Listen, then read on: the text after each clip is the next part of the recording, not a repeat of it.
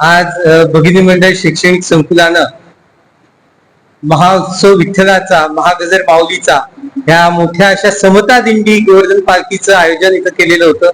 याच्यात बाल गोपाल वारकरी, भजनी मंडळ, भागवत पताकाधारी वारकरी सगळे लहान मोठे थोर ह्या दिंडीमध्ये सामील झाले होते आणि चोपड्यात प्रथमच असं उत्साहात एक रिंगण तयार करण्यात आलं आणि रिंगण सोहळ्यामध्ये अश्व रिंगण झालं, गायींचं रिंगण, तुळसधारी कलशधारी महिलांचं रिंगण, वारकऱ्यांचं रिंगण आणि सगळ्यांनी याचा आनंद लुटला।